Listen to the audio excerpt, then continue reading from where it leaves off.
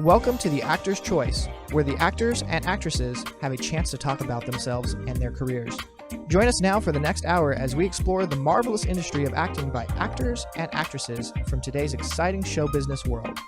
And now, direct from Hollywood, here's your host, Ron Brewington. Hi, everybody. I'm Ron Brewington, and welcome to The Actor's Choice. Roll it, Tony. I don't even remember when we met. No, of course you don't. You didn't even notice me. You were sitting there with this stupid ironic t-shirt. Oh! I haven't shown you this one yet. It's not your mama's musical. What's the plan for this weekend? I was thinking we would make a movie. We write this weekend. This weekend's our writer's retreat. Let's get to work then. Make a movie that's exactly like life. No script, no actual lines. It's a series of meaningless conversations. Ladies and gentlemen, my first guest today became dedicated to music while he was in high school. He was an all-star wrestler who broke his collarbone, leaving him with hours of nothing to do. So he learned how to play the guitar, the bass, alto saxophone, and piano as he played in various rock bands. Now, our guest also became knowledgeable about advertising, and he held staff jobs in some of the best advertising agencies around. Ladies and gentlemen, please welcome writer, director, and producer, Nick Zafonte. Greetings, Nick, and welcome to The Actor's Choice. Thanks a lot, Ron. It's a pleasure to be here. Wow, you sure got a lot of different things in your life, sir. We got 17 minutes, so we're going to tell you. But first of all, where were you born? Where is it? So I'm from Long Island. Born and raised. Valley Stream in Los Angeles, Long Beach. Valley Stream. Yeah, Valley right. Stream. Yeah. I'm actually from North Valley Stream. There's a little rivalry. Yes. North versus South versus Central. I'm from North. Okay. So if you would, sir, please tell us about that video clip we just saw. Sure thing. So that was a little clip from our first feature film called No Retreat, starring Josh Tyson and Samantha Soul.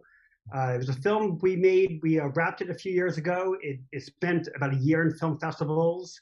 Its world premiere was at the Amazon Film Fest, which is for us we were floored about that. And then after about a year of festivals, it's now available on Amazon and iTunes. So yeah, it's our first feature film. The idea it's about two old college friends who come together for a weekend writers retreat. So they basically, the male character is kind of a failed musician, always wanted to be a rock star. It never quite happened. The female lead, her character wanted to be a novelist, but instead kind of turned out to be a corporate lawyer. So now they're both, years and years out of college, and they're coming together for this last chance to try to be artists, try to be filmmakers. Just, here's their last chance to try to be just artists. Excellent. Because one of the things about when you're doing advertising, and we'll come back to the other area, these ads do great things for consumers, do they not? Definitely, yeah. And to me, what's very interesting about advertising, it always felt like that kind of crossroads between art and commerce. It's like it's hard for creative people to make money, right? If you're a writer, director, if you're a musician. And to me, it's been this amazing blessing to find about advertising, because I make films for brands, I make print ads, social media campaigns. So it's like I'm being creative every single day, but I'm working for some very exciting brands. Okay, let's bring out something from the closet, something. I understand that you were involved in the record-breaking Spread the Cheer viral campaign in 2007, featuring Elf yourself. Elf yourself, yes. Now, I understand that over 40 million visits and 500 million hits, all in less than 5 weeks. Sounds great. Yeah, so what's interesting about this, it was my first job right out of grad school. So I came out of grad school, I was super excited, very hungry about working in the advertising industry. And I worked all summer on that campaign. So every summer now, I find myself whistling like Christmas carols. And I think it comes from that experience. But yeah, we created Elf Yourself. It was one of the most popular viral campaigns of all time, where you kind of take your face, put it on the singing, dancing elf. And it was kind of before selfie culture. So I do feel like, I don't want to blame myself, but I do feel like that this idea of putting your face on everything now kind of came from that era. And what's pretty amazing, I think that was 2008. And it's been about 14 years now that thing comes back every single year. Not to haunt you, but folks, his campaign still ranks as one of the top viral campaigns of all times. Not bad. Not bad. Not bad. Now, one of the things that happened, you do these films now. Where do you get ideas for your films? Yeah, so to me, it's a mixture of things. One is, I think the best ideas come from your life, right? Things you're interested about, things you're passionate about, even things that haunt you. So for me, I have a big stockpile of dreams and ideas and concepts. I love, I'm like a big picture guy. I love high concepts. I love plot twists. I love thinking of, I love sci-fi. But then I'm blessed that I have this writing, directing, producing partner who's also my best friend, Jackie Singer. And she's the complete opposite of me. She loves British comedy. She's super witty, really funny. She is all about character. She loves motivations and psychology. So what we do is every few months we come together and it's like, what interests you right now? What are you learning about in your life? And we kind of just talk and brainstorm. And out of those fun hangouts, ideas start kind of, percolating up. And then we just say, okay, right now at this moment in life, what is like the best idea to pursue? And also budget wise, it's like, I don't have $100 million for the next cinematic universe, right? But, with a small budget and a nice location, a small cast, it's possible to pull off really smart, interesting content. Got you. Would you please mention that lady's name one more time, please? Sure, yeah. Her name is Jackie Singer. There you go. Bam. There you go. That's my intro to her. You. Excellent. Yeah. That shot is actually from the Austin Film Festival, right, where our first film was in competition for Best Narrative Film. And what was the name of that one? Yeah, it was the one with that clip, No Retreat. Okay. We got another clip for you, one that you did called The First Day. Remember that one? I do. Yeah, interesting. Tell us the synopsis of that one. It was very interesting from what I read. Very interesting. Yeah, so The First Day is about this patient who suffers from chronic deja vu, right? So he's stuck in this time loop where he feels like he's had this conversation before. And it's like, Ron, like, have I talked to you already? Yeah. Have we had the same conversation? Right? So he's stuck in this loop, and there are 3 doctors who tell him that he suffers from chronic deja vu. And the entire short film is really me exploring. So, fun fact, I've never had deja vu. I don't know what it's like. I've been obsessed with it because I hear that maybe it means, proof of parallel dimensions or fate and destiny. So I've never had it. And Jackie, on the other hand, loves it, loves spirituality, loves psychology. So I thought it'd be cool if I can make a film that explores chronic deja vu, but also maybe tries to make you, the viewer, feel like you're having deja vu. So the film feels like it's repeating with slight variations each time. Okay. We just happen to have a clip of The First Day.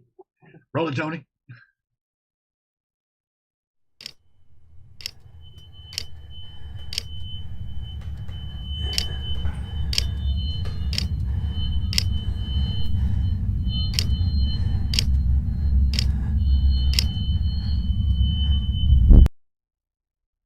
Man, when you make a movie, you make a movie. My that was intense, right? Indeed. You had you and Jackie, you all have done a lot of work. You've been together, what, 10 years now? Yeah, friendship is even longer than that. We started working together in 2010, though, so that's about 12 years now, right? Okay. She's a writer. She's worked on some projects with you together. Yeah, she's a writer. She's written novels. She's written poetry. Okay. And I was the one who was at the film, and I said, oh, I'm working on all these film projects. Would you want to, kind of hop in on this? Yes. And it's and again, our partnership just makes everything that much better, but also that much more fun. It makes the process enjoyable. Okay. One of the films that you guys did together was called Picket Fence, 2018. You came out with that one. Yeah. Okay. Remember that one? Then the same year you came out with Cruel Hearts.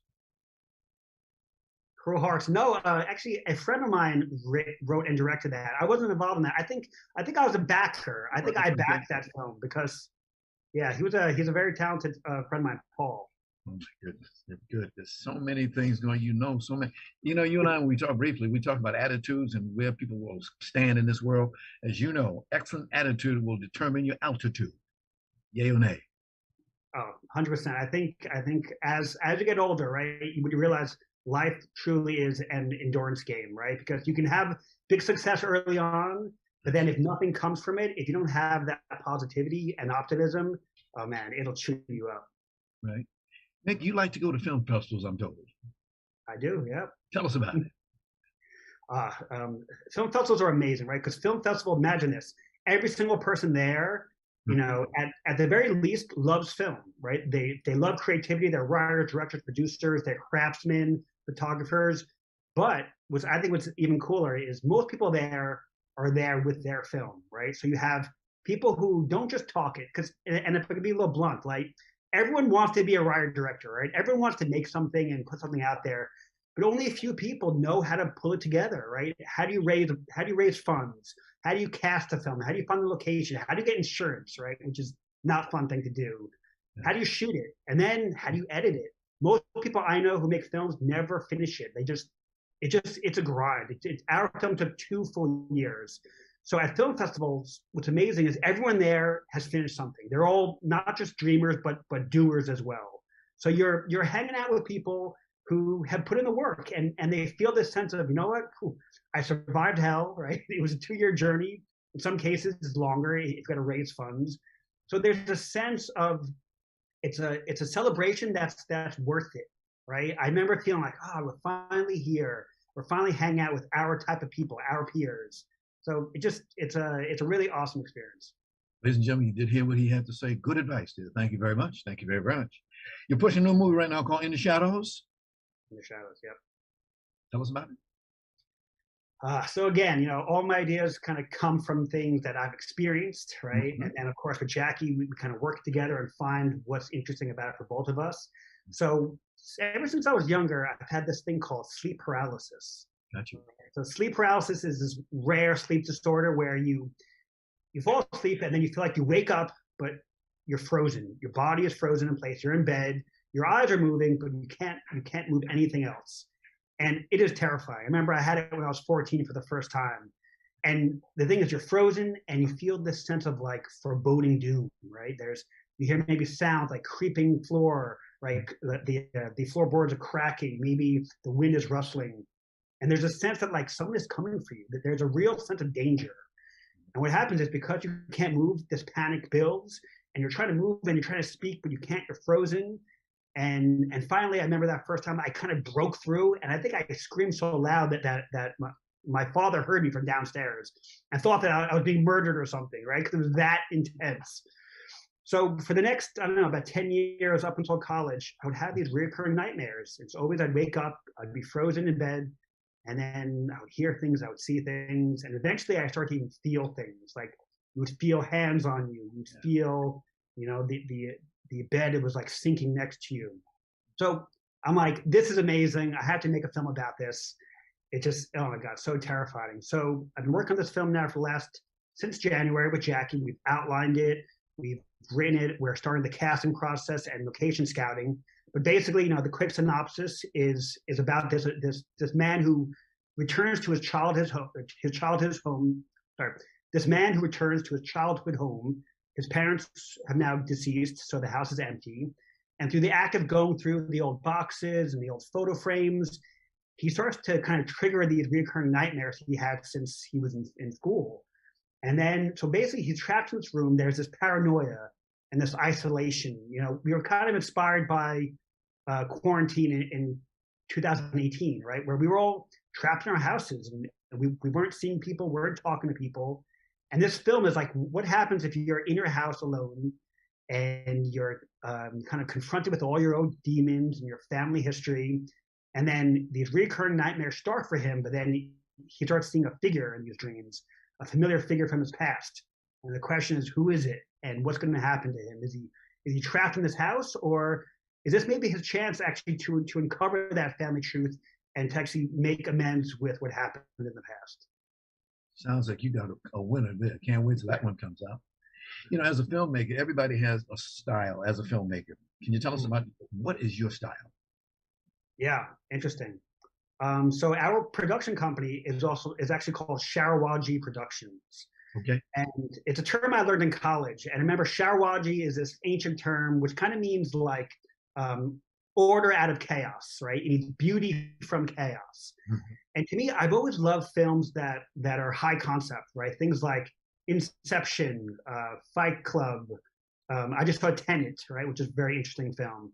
And when you watch it the first time, you're like, I don't know what's going on. There's so high concept. There's all these plot things. There's all these foreshadowings, and you kind of are just along for the ride. You have no idea what's going on. But then at the end, it wraps itself up in a way that I read this thing. It's amazing. They said best endings of a movie, of a book, of anything. The best endings are unexpected yet inevitable. It's a feeling of like, I can't believe that happened, but like that's how it had to happen. So I love films that kind of take you through their journey and the end, and there's a sense of, there's this closure about it. But then I want to watch it again, and I want to kind of piece it together. You know, I love puzzles, and I love making puzzles that invite a viewer into it. So then you watch it a second time, and you kind of put that piece together, and now that obscure line makes sense, and that random image makes sense, and then every single viewing has a little bit of a deeper meaning to you. We got to go, but before we go, I got to just tell everything about you. Currently living in Manhattan, is that right, sir? Yep, East Village. Okay, the reason I mention that is because, as you might have heard, the Phantom of the Opera closes February of 2023 after 35 years on Broadway. Oh, wow. So you might want to pass it on to your friends. If they didn't want to see it, they better hurry up and do it. February of next year. Oh, my goodness. That's been around for a long, long time. Good stuff. I want to thank you so much for stopping by today. We really enjoyed what you showed us and told us. So please come back again. Take care and do me a favor. Give my best to Tom Esty, please. I will do. Thank you, so Ron. much. Appreciate it. This is the Actors' Choice. I'm your host, Ron Brewington. We'd like to let you know that we're asking our Actors' Choice squad to help us get former baseball player Kirk Flood into the Baseball Hall of Fame. Kirk passed away January 20th, 1997, was the husband of one of our wonderful guests, renowned actress Judy Pace. Now, all you got to do is call us up at our office, 213-349-3941. That's 213-349-3941. We sincerely thank you, each and every one of you, for being a part of this magnificent award for a great baseball player. Roll it, Tony. Excuse me. Didn't I meet you at an Oscar party about a month ago? I went to an Oscar party about a year ago. Seems more like a dream now, really. But I tell you, I really felt like I belonged there. Well, if it was your dream, you belonged there.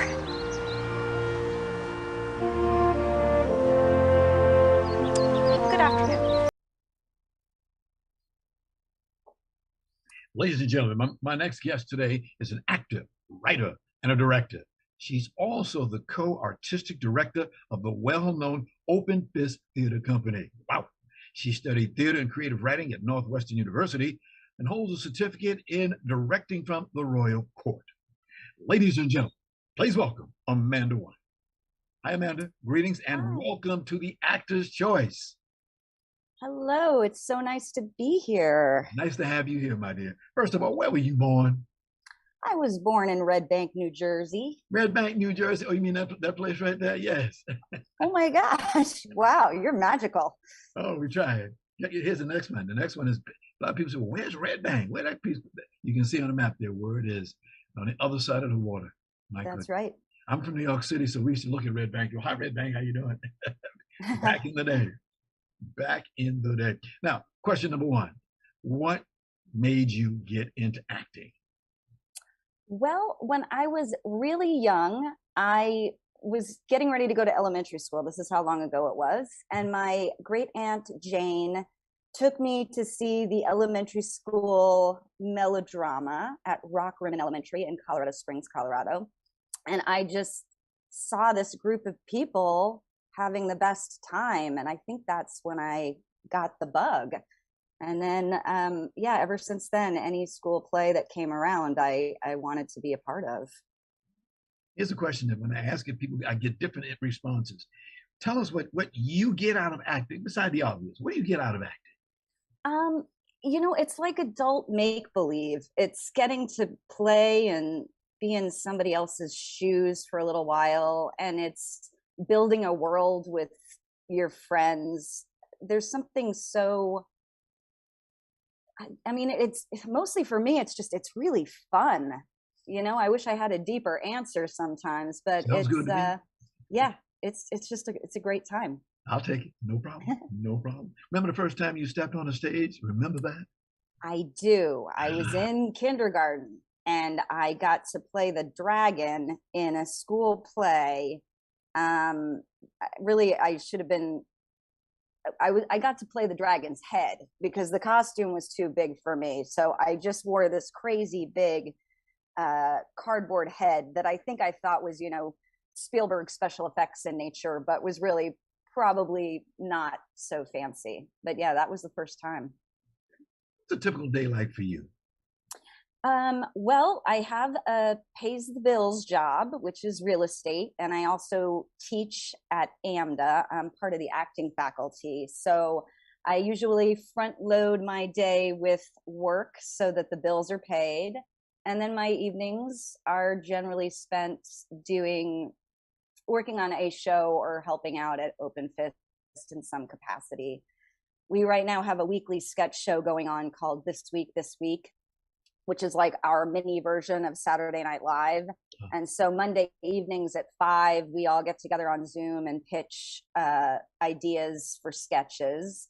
Those sketches are due then Tuesdays at 10 p.m. And then we put the show together Wednesdays to perform on Fridays. So that's been a big thing this last 6 months or so. Takes up a lot of evenings. And then I'm also in rehearsals for To the Bone, which I'm in, and that opens October 1st. We'll be talking about the To the Bone in just yeah. a few moments. The year was 2003. Sure. You got your first IMDb actor's credit for a film thriller called If. Yes, If was an independent film through AFI, and a friend of a friend needed someone to play a bartender and knew that I had been a cocktail waitress for many years in Chicago and asked if I wanted to play, and it was great. We filmed it at this bar they rented down in Torrance. Really cool, sort of divey bar. Okay. Then move up a little bit to the year 2015. You did a film short called Hold. Yes. That I think it was Held, actually. Held, I wrote and directed. That's it. Yes. And that credit. Yes. Yes, it was a really great experience. I've directed a ton of theater. Directing for film is exciting to me. I just don't have quite as much experience with it, but that was it was a great crew, a great team, and it was a spooky little story about a stalker who kind of breaks into this person's apartment downtown. Well, man, if you keep doing what you're doing now, you're going to get a whole lot of experience. I have an expression called the 3 E's: education, exposure, and experience. That's what I call it. I love the 3 E's. That's amazing, Ron. I love that. My pleasure. Indeed. It was 2022. That's this year. You did a movie called The Invitation. Yes. I did that movie with the same actor who was in that first clip you showed. That's my friend Sam Saldivar. And over the years, we've done a ton of fun little independent projects like that. Got you. You know, we do some running around. Tony, I forgot about this one. I found a film of yours. It was called Mind Warp Project. Do you remember that? I do. That was also with Sam. And that was our little Hitchhiker's Guide to the Galaxy riff. It was like sci-fi based sketch, except we filmed it. It was so much fun. Wow. We just happened to have a clip. Roll it, Tony. Oh my God. Mon favorite verb est jouer, which means to play. Dont le bombs drop from the sky, no, jouer.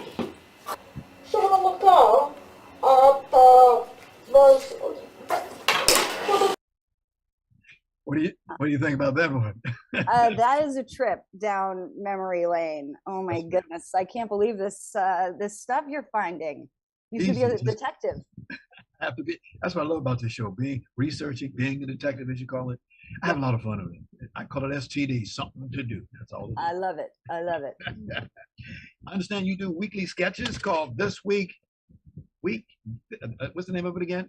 This week. That's what it is. This week. Okay. Yeah. Tell us about it, please. Well, it's directed by Ron West, who is an improv world guru. He's Second City pedigree. And we've got writers from all over the country. They Zoom in, pitch ideas based on current events. They turn their sketches in to Ron on Tuesday nights, and he puts together an all new show every week, which we rehearse Thursday afternoons and perform Thursday evenings. So it's so much fun. It's topical. It's not perfected in that the lines, you're cramming in a ton of lines last minute, but man, do we have fun. That's okay, because one of the things about acting, you have to memorize that script. Oh, and yeah. here's how you get to practice. This is exactly right. No, it's really fantastic from the standpoint of keeping your mind sharp and your memory skills on point. Okay, you asked for it. Here you're going to get it. You ready? In 3, 2, 1. To the bone! Yes. I love this play. I hope everybody will come see it. It is funny and it has heart, and it will be a safe environment to see theater in case people are still worried about COVID, because we require people be masked in the audience and everybody tests before coming into the theater if they're in the cast. So it's great. It's written by Catherine Butterfield, world premiere. Catherine Butterfield, did you say? Catherine Butterfield, an amazing writer. That lady? That lady right there. Okay. And Catherine is also directing it. And our cast is having arguably too much fun. We just adore each other. Okay. Is it that excites you the most about this play? You've done a lot of it. I've done a lot of plays. I love this character. I get to play Maureen Dugan. She is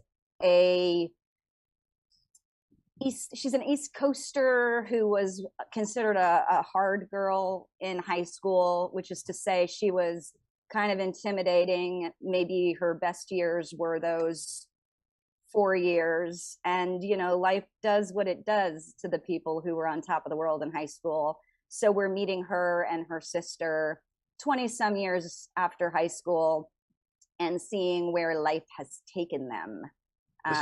Okay. Yeah, Tisha Terracini Banker plays my older sister just by a year or so.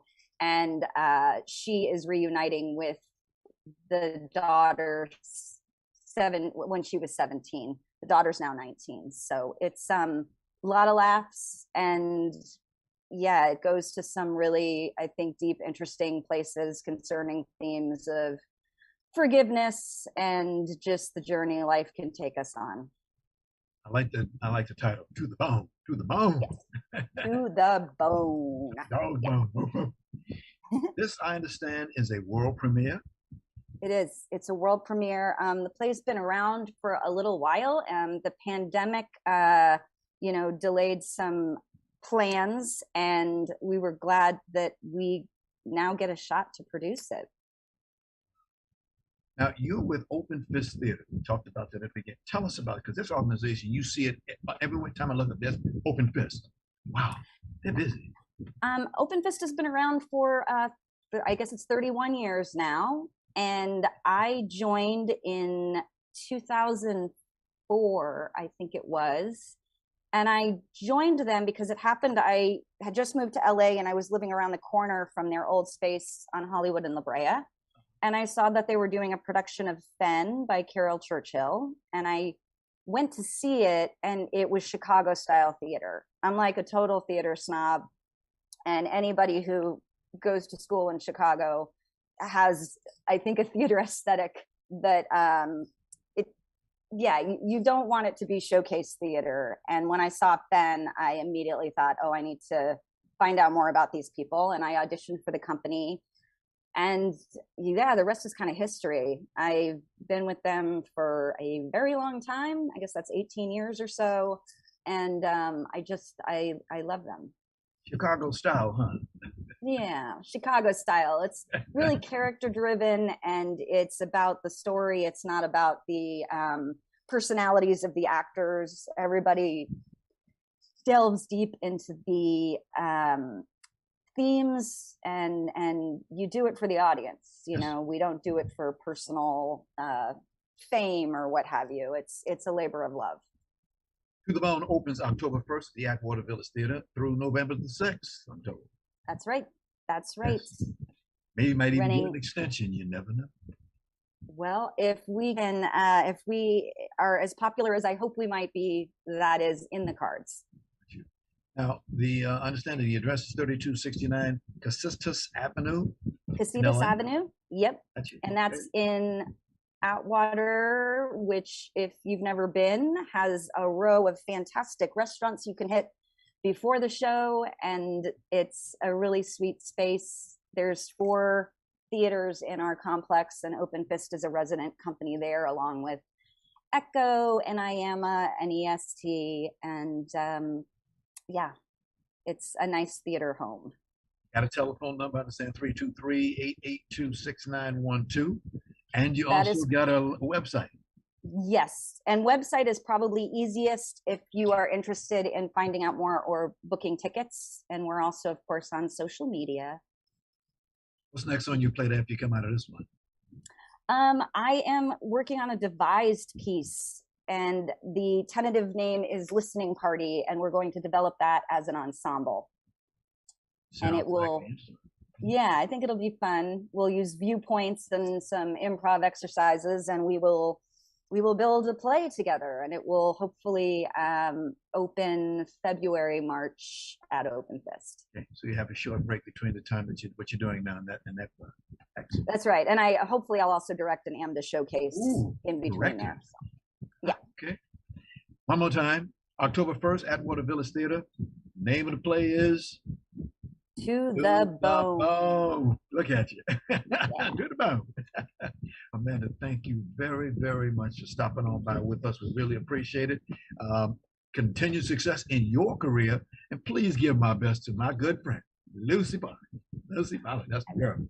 Okay. I will. We love Lucy. Thank you now. Ladies and gentlemen, this is the Actor's Choice. I'm Ron Brewington. We got some good news for you. I want to share it with you. On Thursday, September the 1st, the United Broadcasting Network, or UBNGO, has now okay, let me say it right, Roku channel was launched, okay? Now, we're very, very excited behind this. We have a great lineup of UBNGO content to program, including this program, The Actor's Choice. So, to get some information, please look at programming at ubngo.com. Let me say that again, programming at ubngo.com. Okay, it's good. Roku channel launch. We are very, very, very happy. Okay, roll it, Tony. Here we go now. What you know about it? Come on. What you know about it? God, oh, my sisters with me. We're fighting bravely. Stand on His word you see. God, oh, my sisters with me. Let's go back to the biblical days when women used to work hard, girls used to play hard. Early morning, Proverbs 31, and women about their business. You know what it is, and Queen. Ladies and gentlemen, my next guest today is a lady I have known for a long time. Now, she's an actress, producer, recording artist, podcast host, and performer who's been actively involved in the entertainment industry. You ready for this, ladies and gentlemen? For over 3 decades, okay? All right. She's getting a message from Tony. Okay, good. Ladies and gentlemen, without further ado, please welcome Tonja Edwards-Bloodsaw. Greetings, Tonja. And welcome once again, my dear, to the Actor's Choice. Oh, there you are. I got the audio on you. My goodness. Good to see that smile. I'll be the glory. All right, looking good, lady. Looking good. Let's get right to it. What city in California were you born? Los Angeles. Los Angeles. Okay. Los Angeles. Yes, I am so LA. Wow. Wow. It is amazing thing that you are doing, the work that you've been doing. Okay, now I got a bunch of guys. Because she gave me so much stuff. We gotta go, let's go to it. You grew up here in LA, Yes. rooted here in LA, right? Yes, right. The family, Mhm. right? Yes. My family is from the South, of course. A lot of our families are from the South. But this is where I was born and raised, here in Los Angeles. Okay. Now that video we just saw, can you tell us what's the meaning of that video? I got all my sisters with me. That is just simply saying, listen, we are prayer warriors and we are in this together. And whenever we need each other, we got each other's back. But most of all, we all use the Holy Spirit at once to touch and agree. And whatever it is we need to battle. Now, I got my sister. Okay. How big, rather, is your family? Here in Los Angeles, I have a very small family. In Detroit, I have a very huge family, and down south. And so we're a very small family out here in Los Angeles. Not that big, not that many of us here. A lot of us are in Detroit and down in Louisiana. Alabama too. Would you show that next picture? It's a picture of this young lady and a mother. Oh, there she is. There she is. God bless her. My mama. Yeah, My mama. Left us in 2015. She was a sonnet at Hitsfield in Detroit. She sung too. Okay. Now, were you the baby in the family, madam? Yes, I'm the baby. Don't ask that question. Are you the baby? I'm the baby. Went to church on Sunday? Every Sunday, all day. When church was really church. Gotcha. Stayed in church all day. I mean, 3 different services every Sunday. Yes. Did some preaching?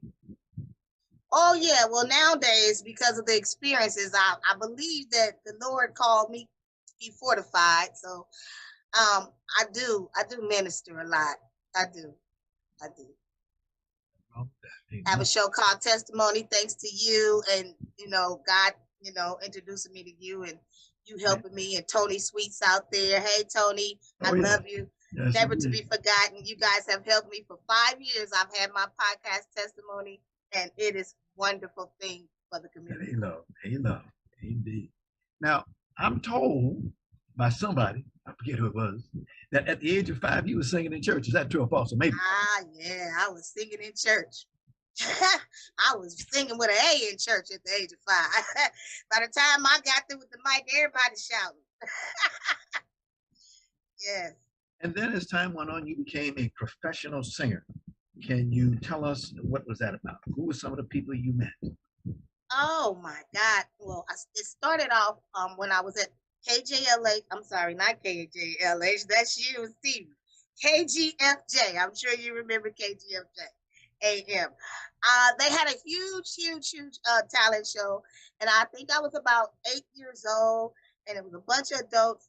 And I remember I won to be in a talent show because we had to audition, and I actually won 3rd place. And I was so happy because it was all adults, and I was the only kid, and I was a winner. I didn't care if it was 1st, 2nd, or 3rd. I was with them. So to me, after that. I sung Candyman. Candyman. I sung Candyman thinking they were talking about the ice cream truck. But now that I'm older, I know Candyman is totally different. That's why they was laughing. And so I had no clue. But yeah, I won 3rd place. And I said, I'm a professional ever since. You did it. And you did it. That's all that got to be said. You met a lot of people. Yo-Yo, Bonnie and the Pointer Sisters, a number of people. Who are some of the original? There they are. There's the original group of young ladies known as the Pointer Sisters. Is that correct? Yeah, those are the Pointer Sisters right there. Yo-Yo is my best friend. That's like my sister. We to this day. But the Pointer Sisters, June Pointer was, me and her, we were like, I don't know, 2 peas in the pot. We went everywhere together. She started off managing me, and then, it ended up being just family, and I had to be there for her during her struggles, and I felt like, I needed to be that friend that didn't turn the back on her and really saw the good in her. And this is, why the movie is coming out, because I promised her on her deathbed that I would be the one to make sure that her legacy lives strong in the most positive manner. Now you go by the name of Sassy. Sassy. June named me Sassy. June named me Sassy many years ago. And I said, why? She said, I know your name. It's going to be Sassy. I said, why Sassy? What you get that name from? That sounds like a stripper, June. She said, oh, no. I'm getting that from Sarah Vaughn. That's what we used to nickname her. And I met Sarah. So you remind me of Sarah, and your name is Sassy. You Sassy. Now I said, okay. So I took it, and that's all people call me. Yeah, I ran with it. Tony just put up an artistic statement that you had. This is a movie that you guys are doing, right? Absolutely. And it's called Sassy for Real. Sassy for Real. Hey. Tell us about it, my dear, please. It is a story about June and I, our relationship, and, the things that we struggled with as friends, loyalty, redemption, there was a lot of drugs involved and, overcoming and, just some things that stood out that will hopefully uplift the next person who's going through struggles, and just to let them know that there's always somebody out there who believes in you, who's going to stand by you, who's going to help lift you up when you're weak, as long as they got King Jesus. That's all. Right. This was a main project for you? This has been a main project, and of course it talks about my relationship with Bonnie as well, because they both resided in my home for many years, and June was living here, and of course Bonnie couldn't do nothing without June, so Bonnie had to come too. That picture there. Yeah. Thank you. Oh yeah. Yeah, that's at June's house in West Hollywood before she lost her house. Who's in that picture? June had to come live with me. That is Fawn with her sticking her tongue out. That's Ruthie's daughter, Fawn. On the left. Actually, her daughter is Sadako, who's actually performing with the Pointer Sisters right now as Ruthie's granddaughter. And that's me in the middle, and that's June, with her long arms stretched over both of us. On a normal day. That's all. We say on a normal day. I like that one. Right now, how many current members are there in that group, the Pointer Sisters? Right now, there are 2 left, but they are still going strong because Ruthie, the oldest one, she's still performing as the Pointer Sisters with her daughter Issa and her granddaughter Sadako. So and Sadako is Fawn's daughter. And Issa is her daughter, and Issa's been filling in since June's been out. So Sadako and June, they've been going strong with their mom and their grandmom, and they're still doing it. It's so hard. There's so much emotion in you and work that you have done, because I know you, and I see this lady likes to work. For 3 decades you've been doing it and doing it well.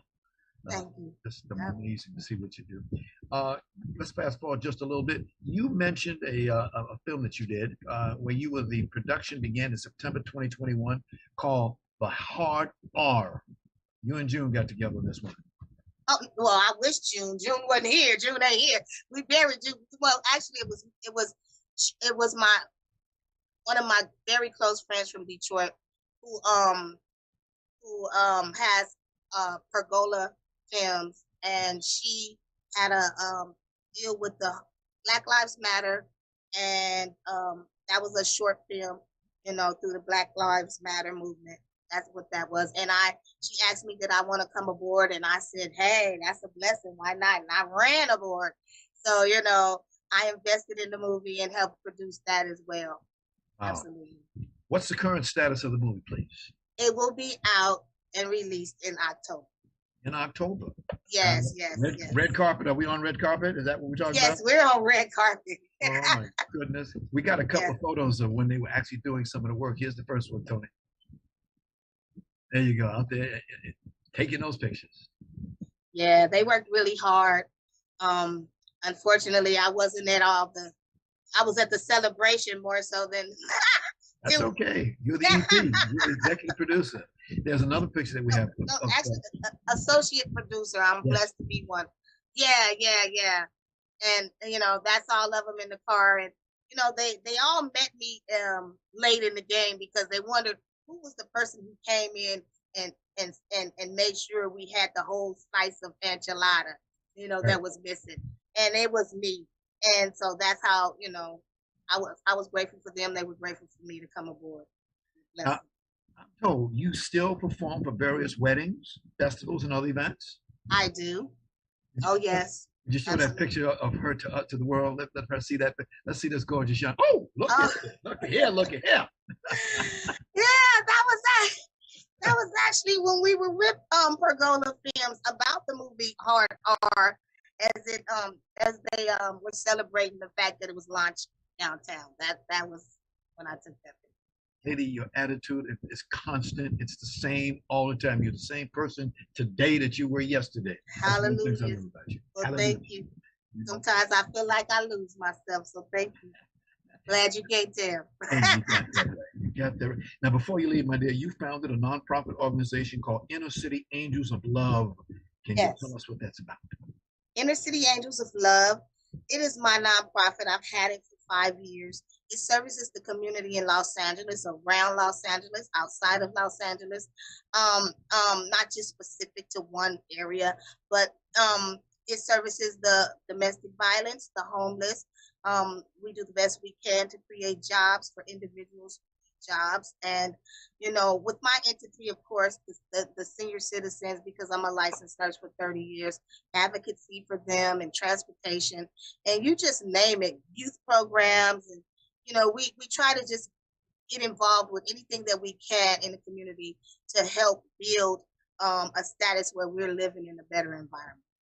Where you sit at, how tough is it to get work here in Los Angeles? Too darn tough, okay? It's tough to get work. It's easier now to get it than it was a few years ago before the pandemic. It seems like everybody's quit their jobs, so everybody's desperate. Even the ones that fired you are accidentally calling you back, I hear, wanting you to come to work. But, at the same time, it's really hard to keep. There's still a lot of politics. Organization. Gotcha.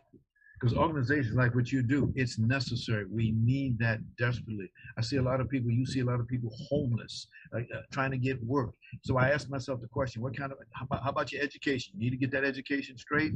You need to get out there and work, find a job. Yes, absolutely. I totally agree, Ron. I was actually, as you leave on this note, I am housing the homeless family right now, and Channel 4 came out and did a special on it, and they it's 5 of them, 3 kids and 2 young adults, not even 30, and they saw the special, and we prayed and we cried together, and they're family now. They're gonna feel family, but thank God someone seen that and reached out to them, and tomorrow they have their first intake at the Dream Center. Said that they will take them immediately. So they're going to let them, the Dream Center is exactly what it says. Thanks to Walter. Thank you, Walter. Big ups to you on that, Walter Hart. But thanks to God, most of all, for using these people like this, because, it just doesn't happen like that. And it happened like that because God is into doing the impossible. And the Dream Center is going to make sure everything is okay, including their college education. I love the way this lady speaks. I teach broadcasting over at Santa Monica College, and I had the privilege of having that young lady as a student in my class. Yes. I believe you walked out of there with an A. Was that the grade you walked out? And it was not easy, just because we cheesy, okay? It was not easy. I'm gonna tell y'all, this man is a hard teacher. He don't play. You don't study, you don't pass. And he's not gonna tell you but so much. And then you gotta get it. If you don't get it, he'll tell you. If you didn't get it then, we moving right along, So yeah, it was tough. And I thank God. It was not easy. I thank God for Media 13. I wouldn't have known the things that I know now hadn't it not been for you allowing me to squeeze me in your class, because it was totally closed. It's a pleasure. It is a pleasure when I have students like yourself coming in, because people need to understand they're not going to give it to you. You got to work hard for it. Yes, absolutely. You're still working as a licensed LVN? I am. Okay. I am. That sounds like very interesting work to do. Very interesting work. My patients are very interesting, and I take care of one young lady who's she's bedridden and she's only 13, and I've been with her throughout the pandemic, and she's been great to me, and I've been great to her. We thank you very, very much. We got a video we just want to roll before you get out of here. Okay.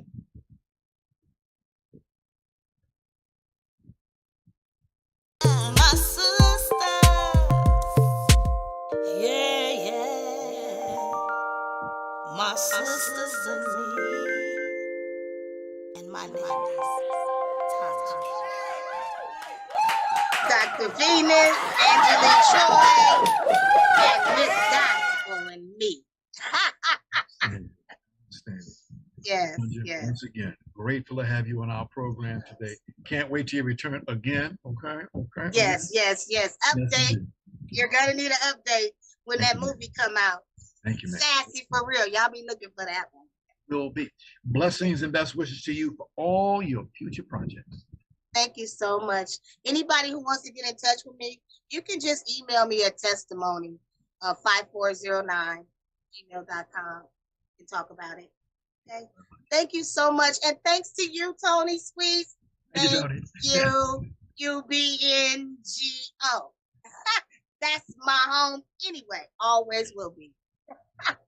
Thank you. I want to thank our sponsors, Harvey Brandon Photography as an Art, Ron Irwin's Lose Life, Way to Lose Weight, Larry Buford's Book to the Future, Time Travel, and Message in a Capsule, State Farm agent Carla Green, and veteran actor Rob Brownstein's Acting Training School and Actors Space.